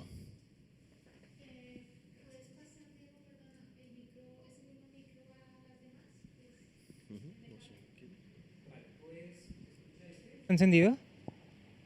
Vale, pues te damos paso a Marita, por ejemplo. Vale, pues igual que Diego, voy a ser súper breve porque me he pasado un montón en la anterior exposición. Para mí la Plaza de mis Sueños tiene como 3 puntos principales, ¿no? Que es que permitan espacios de creación política y espacio de creación artística, la artística entendiéndose como también una herramienta social, una herramienta de conocimiento, una herramienta de educación, que las plazas estén al servicio de las personas y de la vida, ¿no? Que se adecúen a su diversidad, a los niños, si habitan muchos niños en la zona, de personas adultas, mujeres, etcétera, ¿no? Donde todas podamos disfrutar en igualdad de condiciones, ¿no? Entre ese espacio que es un espacio público y de todas. Y el tercero, que promueva la memoria colectiva y el fortalecimiento social y comunitario. Gracias. Pedro.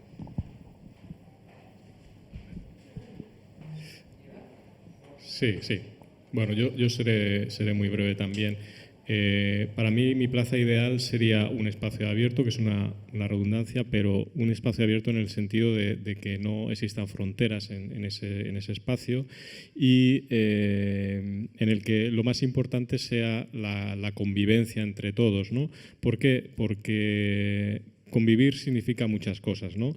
Lleva implícito muchos significados. El respeto por ese espacio que estamos habitando, el respeto por la naturaleza, el respeto hacia los demás, y todo ello también nos llevaría a algunos aspectos importantes también a tener en cuenta, o que me gustaría que estuviesen en ese espacio, que serían la educación, la solidaridad, el sentido común, la igualdad y, por supuesto, que el arte pudiera tener su máxima expresión en toda la plaza, vamos, que fuese uno de los puntos más importantes que pudiésemos tratar, ya que creo que el arte, la cultura en general, también es una forma de educarnos y de vivir y de formarnos, ¿no? Muchas gracias, Pedro. Y Cristina, por último.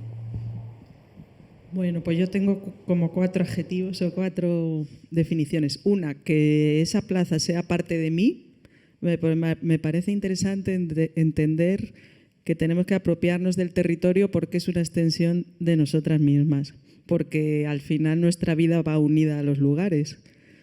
Momentos importantes o luchas colectivas o vivencias, ¿no? Y eso lo cogemos del feminismo, ¿no? Que se intenta apropiar del cuerpo, pues ¿por qué no apropiarnos de los barrios como extensión del cuerpo? Luego sería verde, coincido con mis compañeras, y bella. Verde, hay que hacer todo lo posible en este momento de cambio climático, y bella resaltando la belleza de lo público, lo importante que es que lo público sea bello, ¿no? Más todavía que lo privado, ¿no? Mucho más. Y que sea mezcla, vida, refugio, donde tengamos esa convivencia, esa interacción con el diferente y ese apoyo mutuo. Y por último, que sea reivindicación, recuperando lo que decía de el derecho que tenemos a transformar y a soñar.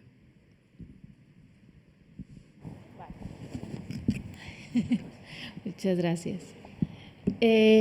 Bueno, tenemos un espacio de tiempo limitado, pero queremos abrir para el diálogo, para que si tienen preguntas que quieran hacer, comentarios, y abrir un poquito el diálogo. Si alguien se anima a comentar algo o a preguntar.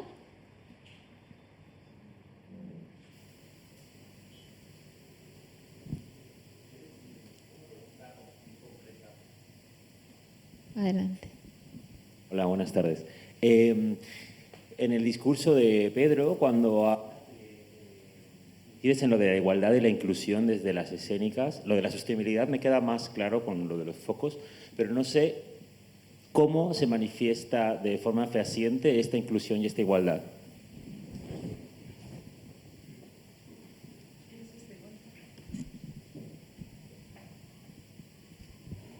Bueno, yo creo que es más sencillo de lo que realmente parece y creo que está sucediendo en la actualidad. Lo que pasa es que creo que hay que potenciarlo más. Hablo de inclusión en el sentido de que dentro de los proyectos, de los montajes que se hacen en teatro, pueda haber gente de todas las nacionalidades, culturas, ¿no? que lo hay, pero creo que hay que potenciarlo más. Y lo que yo he hecho en falta en todos los espacios de trabajo, en todos los teatros en los que estoy, sobre todo aquí en España, es que falta esa inclusión de personas de todo ámbito, ¿no? De toda raza, de toda clase, ¿no? Y creo que eso es una consecuencia de lo que vivimos en la sociedad, que tú explicabas muy bien, ¿no?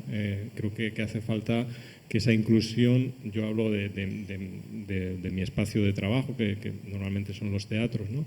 Y eso sí que lo he hecho bastante en falta. Hay muy poca inclusión en lo que es el trabajo técnico, trabajo de producción, gestiones artísticas, producción. Es verdad que a nivel actoral yo creo que se puede ver cada vez más. Hay más actores, más cantantes en ópera que sí que existen y se ven, y en el Teatro Real o en el Liceo o en cualquier otro teatro de ópera.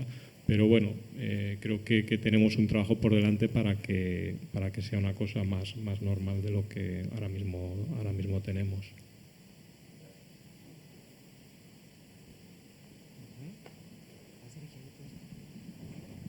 Sí, tenemos. Hola, soy Rocío.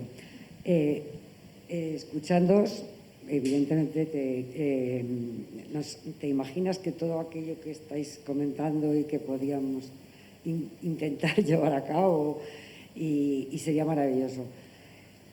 Pero a mí hay una cosa que es para todos y para todas, es que para todo aquello de lo que para.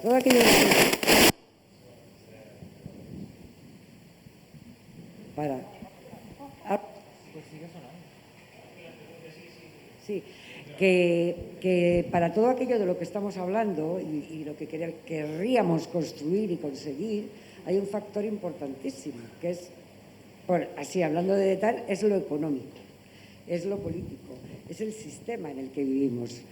Entonces,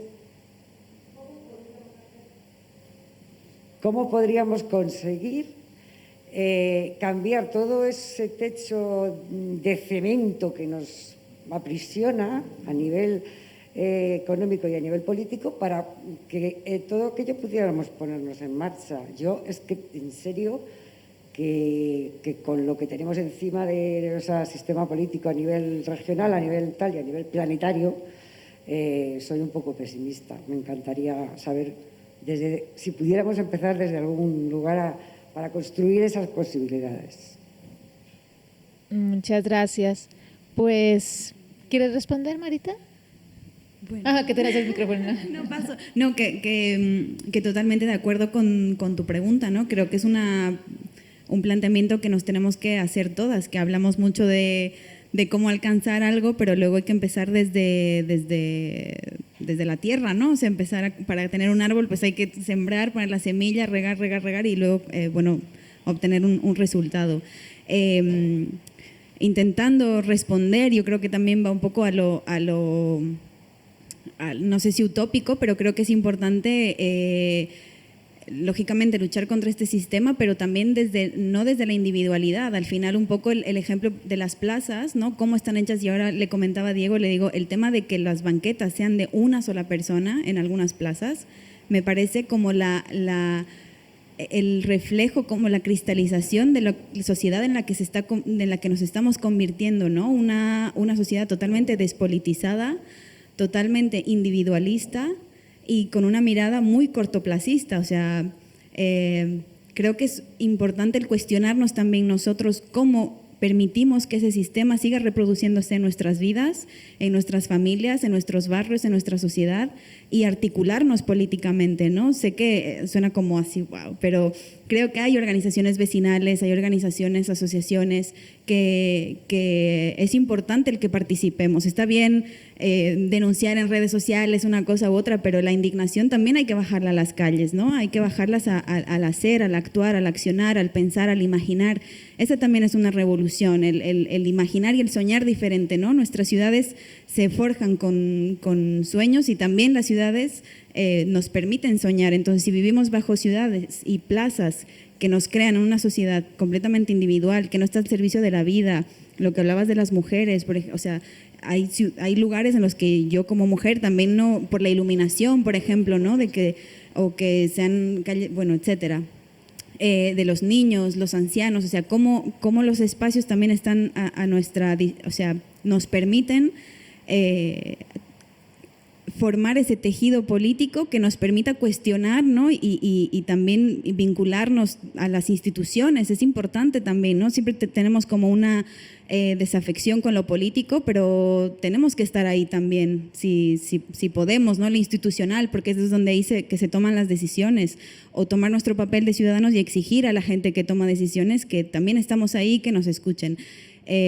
Pero para mí va desde esa movilización de lo social, ¿no? Y el no dejar de imaginar que nosotros tenemos y que podemos, desde donde nos toca, el poder cambiar las estructuras poco a poco. Y eso, gracias. ¿Alguien más? Sí, por aquí.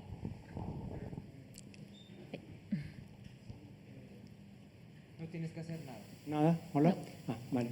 Sí, yo creo que hay sobre esta pregunta que se hace, ¿no? De cómo creo que es en el germen del proyecto, ¿no? Que es cómo conectar la academia con esas realidades sobre las cuales muchas veces no se pone el foco o no se escuchan, ¿no? Pero creo que hay unas sensibilidades aquí en la mesa de hoy que justamente ponen atención en esas cuestiones que no siempre se están escuchando, ¿no? Y creo que hay algo que combina este proyecto, que es como esa escucha atenta documental y de tipo casi más cualitativo que cuantitativo, y la posibilidad de crear ficciones, que las ficciones mueven el deseo y las ficciones mueven la posibilidad de cambio, que creo que es a lo que acaba de hacer de alguna manera alusión Marita, ¿no? Es decir, la posibilidad de construir esas ficciones que nos hagan soñar y que nos hagan demandar esas plazas de las que habla Carmen o de las que hablan muchas otras personas, ¿no? Es decir, como la posibilidad de,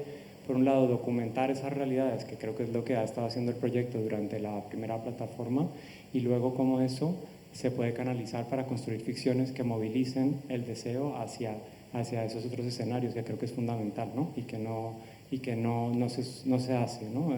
Con tanta frecuencia, ¿no? Cómo unir la documentación con la ficción para mover la realidad y trascender esas plazas duras, esas plazas excluyentes, etcétera, pero en muchos otros ámbitos del conocimiento, ¿no? Y del espacio y de la ciudad. Y creo que en ese sentido las bases que cimenta, las bases que crea el proyecto, donde lo documental y lo ficcional se unen, tienen la capacidad de detonar, ¿no? Esos nuevos proyectos, esas nuevas cuestiones en nuestras cabezas que son gérmenes de unos otros escenarios hacia los cuales podemos ir avanzando, ¿no?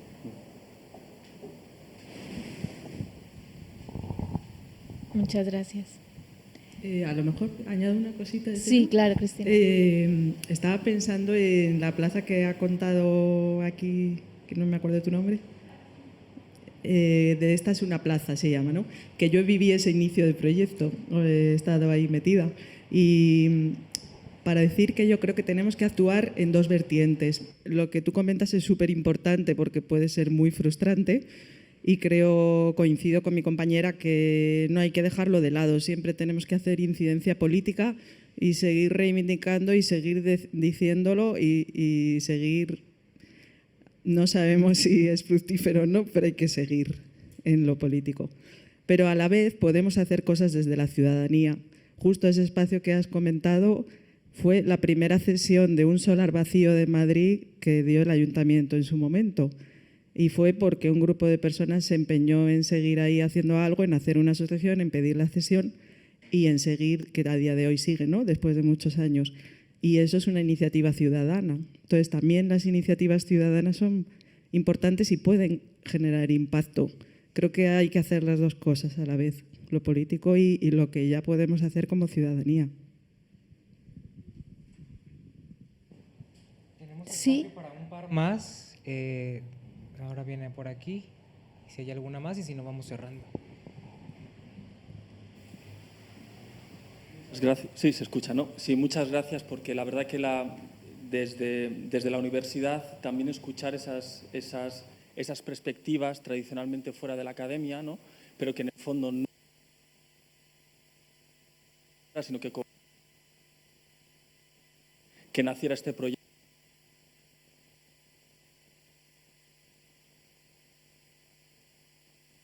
Que es interesante para mantener también un poco el foco, y que pasa mucho cuando yo comento con los estudiantes y con los diferentes compañeros y investigadores que están dentro del proyecto, ¿no? Cómo un ingeniero, una ingeniera, un diseñador industrial, una diseñadora industrial puede fomentar en cierta manera ese desarrollo del que hablábamos, de lo que nos comentabais, desde esa perspectiva de sostenibilidad medioambiental, socioambiental, también ligada mucho, como comentaban, con lo político, lo social, ¿no? Al final, los proyectos los tiene que aprobar un ayuntamiento, tiene que asesorarse con un técnico y una técnica de medio ambiente, patrimonio, etcétera. ¿Cómo un ingeniero o una ingeniera, un diseñador, una diseñadora, cómo puede, digamos, ayudar, cómo puede aportar como estudiante, como investigador, para para aterrizar todo lo que nos estáis comentando.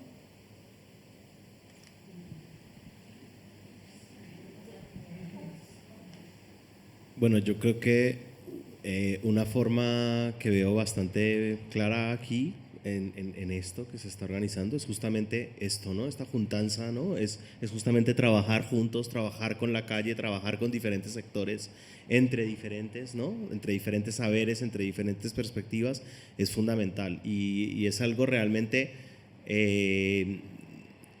bastante inusual, y en el mundo académico, ¿no?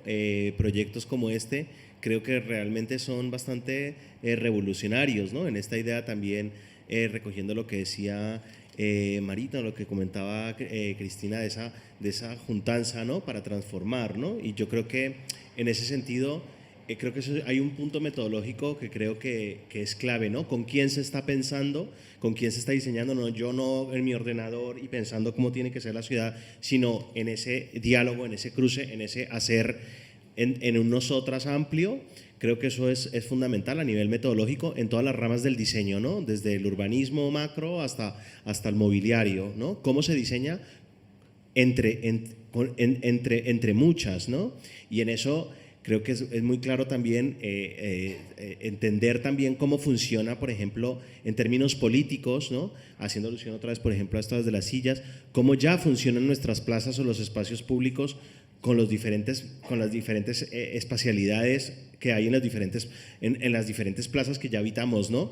Como también el hecho de que, ya se comentaba antes, de que las plazas estén completamente comercializadas ¿no? Volviendo también a lo que tú comentabas, por terrazas, pues generalmente excluye a uno, no solamente es de mobiliario, sino también es de gestión, ¿no? Y de gestión política. O sea, no solamente es mesas y sillas, y yo diseño una silla y yo diseño una mesa, sino quién va a apropiarse de ese espacio, por cuánto tiempo, ¿no? Y hay una privatización también creciente de eso. Creo que también hay un paso importante y una relación importante entre la gestión, ¿no? Y determinados dispositivos. Y luego, no es lo mismo un espacio, obviamente, un espacio de hierba, con un espacio completamente de piedra, que no se puede sentar nadie, donde pasas corriendo porque no hay sombra, entonces no quieres estar, hace calor y quieres escaparte de él. O sea que hay muchas herramientas de diseño, ¿no? O si hay esos espacios donde puede haber un mobiliario flexible que nos permita estar juntas, no es lo mismo que un espacio justamente de sillas pesadas que nadie va a mover y que está específicamente diseñado para que la gente no se junte, ¿no? Entonces creo que hay muchísimas herramientas de la iluminación, ¿no? Con esto que comentabas de la seguridad, ¿no? El sentido de seguridad, que muchas veces también es físico, pero también es de percepción, de cómo nos sentimos también seguras en determinados espacios, también por la visibilidad, también porque es lo que conforman esos espacios. No solamente es la plaza como ese espacio vacío que tendemos, ¿no? O como ese espacio, sino también lo que circunda esa plaza. No es lo mismo una plaza llena de vida, de viviendas, de actividades que estén sucediendo muchas horas al día, que un espacio completamente que muere por la noche, o de hoteles con personas, ¿no? Volviendo un poco al caso del Ibis en la plaza de Lavapiés, o sea que la plaza no solamente es la plaza, sino todo lo que conforma el urbano alrededor de esa plaza, ¿no? O sea que hay muchos ámbitos y muchas escalas de intervención que son fundamentales, ¿no? Es la plaza simplemente un lugar de los turistas, ¿no? Para que se sienten en la terraza y consuman, ¿no? Y le aporten a la gentrificación, ¿no? También a la transformación de los barrios, ¿no? O realmente son las plazas donde pueden estar, pues, todas las vecinas, ¿no? Todas las vecinas, vecinos, vecines de los barrios, ¿no? Y yo creo que en eso sí que hay un proyecto muy importante que ya se ha comentado, solamente para recoger, y es esta idea de la juntanza desde las plataformas del activismo del servicio doméstico, ¿no? Muchos provenientes de Sudamérica, se habla del acuerparse, ¿no? Como esta cosa también de los cuerpos, que también vuelve esta idea que ya comentaban mis compañeras antes, de la importancia de la proximidad, y que estamos súper conectados en el mundo virtual, y supuestamente, pero realmente el espacio físico es fundamental, el estar juntas, ¿no? Y en eso el diseño espacial pues desempeña un papel fundamental, ¿no? No solamente para esa inclusión, sino para realmente pensar la plaza como un espacio de transformación social, ¿no? Creo. Sí, yo estoy muy de acuerdo con todo.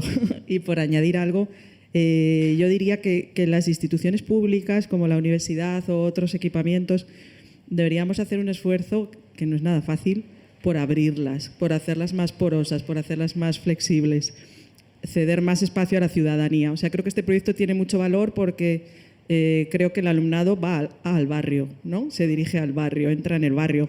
Quizás también hay que dejar entrar al barrio en la institución, no es tan fácil, ¿no? Pero estos ejemplos en los que se ceden espacios a la ciudadanía o se quita una valla, ¿no? O sea, como integrarlo más en los barrios. Yo creo que hay veces que las propias dinámicas hacen que las universidades o otro tipo de equipamientos tengan una frontera muy grande, ¿no? Ya sea física o también mental. Entonces, proyectos como este son maravillosos porque yo creo que lo que hace falta es motivar al alumnado. ¿Y cómo le motivas? Para mí, una cosa es que trabajas en la realidad cercana, lo puedes ver, lo puedes tocar. No es lo mismo hablar en términos teóricos de diseño sostenible que fabricar algo que lo vas a colocar en un espacio y va a funcionar. O sea, se aprende con la experiencia. Y si tienes la suerte de que esa experiencia la tengas al lado, en el barrio en el que está la institución, pues ves que esa transformación se hace real. No hay nada mejor que eso, ¿no? El orgullo de que lo que tú has hecho está ahí y sirve para la gente, ¿no? Uy, qué buen cierre, muchas gracias, Sí. Cristina. ¿Hay alguien que quiera decir no me voy si no digo esto? ¿No puedo dormir esta noche? Sí, venga. Pero súper rápido, era también un comentario por algo que dijo Cristina al principio de la presentación y tenía que ver con los coches, y es que lo estoy viendo ahora en el vídeo. O sea, una plaza para mí no puede tener coches directamente, o sea, más allá de que tengamos que recuperar ese espacio que nos robó el coche el siglo pasado, no puede haber una plaza como Cascorro que esté llena de coches. Sí, total. Eso es una lucha que hay que estar ahí, lucharla, porque van a ser siempre temas polémicos, vas a tener a gente en contra, pero hay tantos motivos. Yo tenía una compañera que también decía, un poco hablando del modelo de vida individualista y todo esto, ¿no? Que el coche es como el sumum de todo esto, ¿no? Porque nadie puede poner un sofá en la calle o otro objeto suyo privado. Sin embargo, nosotros tenemos normalizados que ese objeto privado de alguien ocupe el 80% de la calle. Y además que en ese objeto privado nos sintamos seguros, nos sintamos libres, que dice la publicidad, ¿no? Cuando conduces. Entonces, ¿cómo revertir eso?